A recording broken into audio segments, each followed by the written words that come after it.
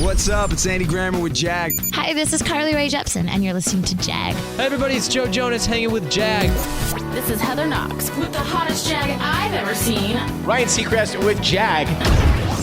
It's B.O.B. checking in with my homie Jag. So much swag with my homie Jag. It's the Jag Show Podcast. Welcome in. 3 big things that I want to hit on this week. The first is good news for podcasts.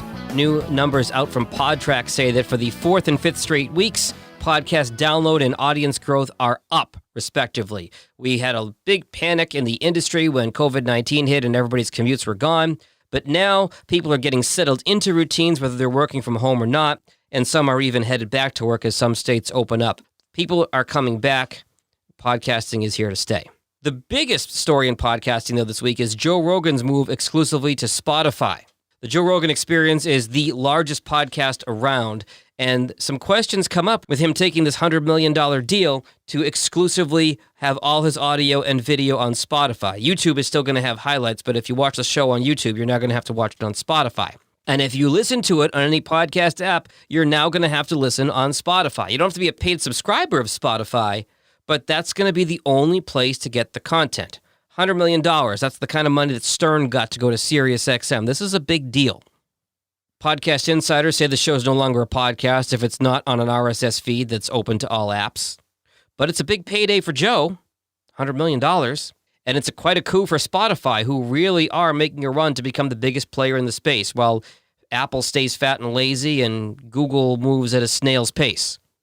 So the question becomes, will other large podcasts go to one app exclusively, and will it become like TV where you need Hulu to watch this show and Netflix to watch this show? I certainly hope not. One of the beautiful things about the podcasting industry is how open and free and collaborative the space is. The other big story in podcasting this week, also big enough to make the New York Times, is the story of Call Her Daddy, a podcast that was picked up by Barstool Sports.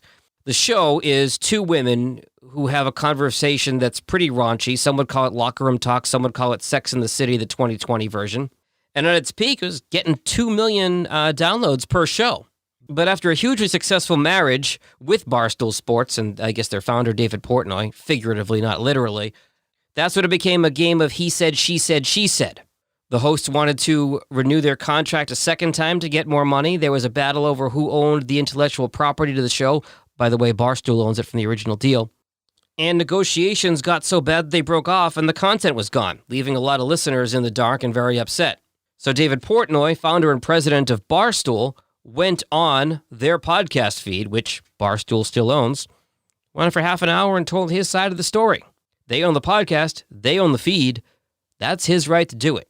So whether you're a Portnoy lover or hater, whether you're a lover or hater of Sophia Franklin and Alexandra Cooper, the hosts of the show, it is an interesting story in an emerging medium as to who owns intellectual property and who has leverage in negotiations. It sounds to me like the hosts overplayed their hand.